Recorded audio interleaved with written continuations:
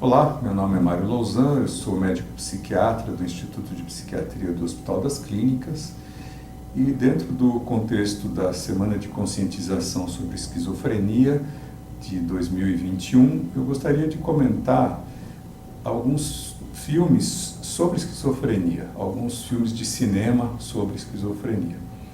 É importante perceber que a imensa maioria dos filmes que retratam psiquiatria ou que retratam esquizofrenia muitas vezes trazem uma visão da esquizofrenia que é bastante negativa.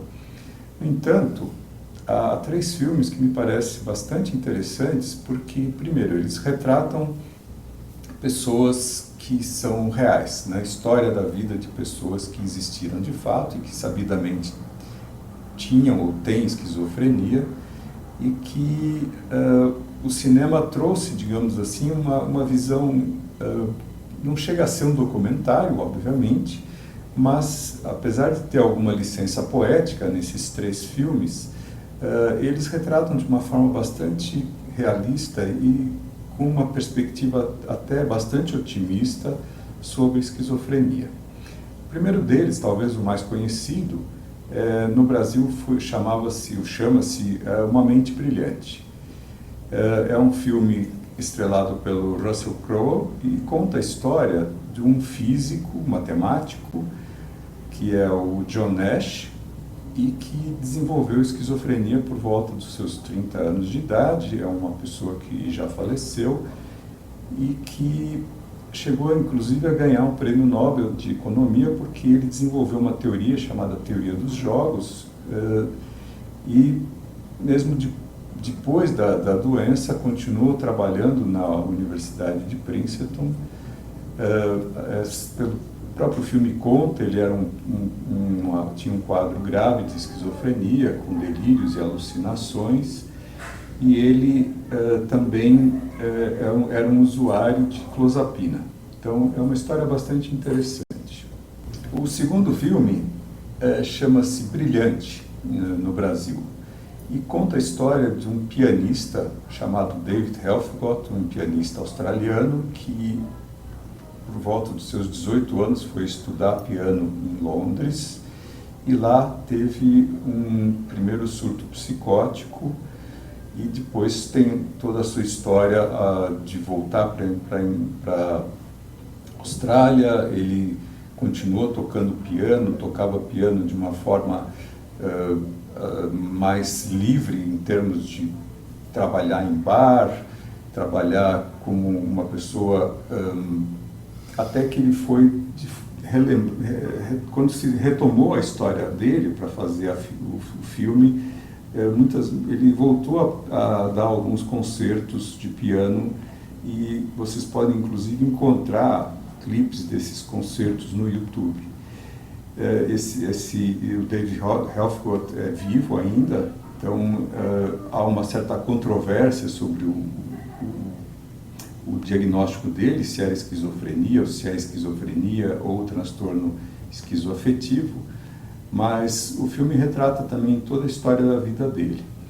Além do filme, propriamente dito, existe um documentário sobre ele, também pode ser encontrado no YouTube. É um documentário bastante extenso, que aí vocês têm a oportunidade de ver o próprio paciente ao longo desse documentário.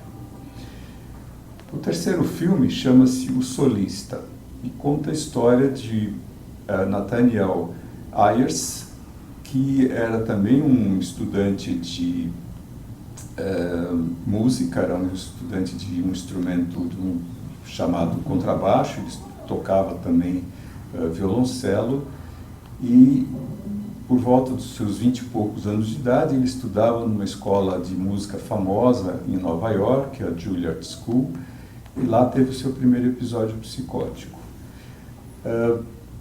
Ele depois fica internado em hospitais, acaba indo para Los Angeles, onde ele se torna um sem-teto, e um jornalista o descobre na rua tocando violoncelo e meio que retoma essa história dele, cria uma certa amizade com ele e, de certa forma, o traz de volta para para o mundo, né? O resgata, de certo modo, para o mundo, já que ele vivia praticamente abandonado, né?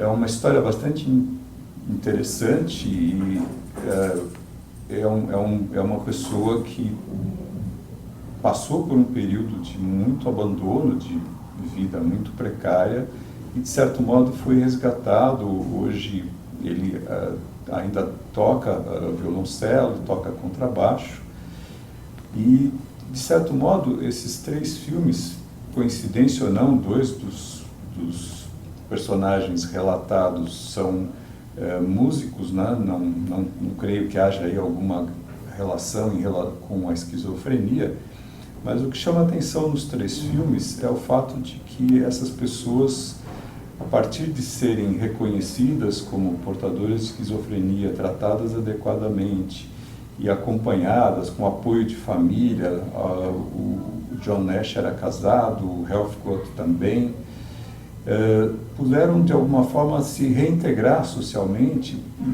e viver uma vida mais plena. Ou seja, é importante ter a perspectiva de que a esquizofrenia tem a sua chance de recuperação com todo o trabalho que é feito, né? O tratamento medicamentoso, o tratamento psicossocial, e se pode ter uma esperança nesse sentido, né? Eu acho que esses 3 filmes trazem a ideia de que o tratamento, o cuidado com a esquizofrenia pode trazer para o paciente e para os seus familiares uma perspectiva de esperança ao longo da vida. Obrigado pela atenção.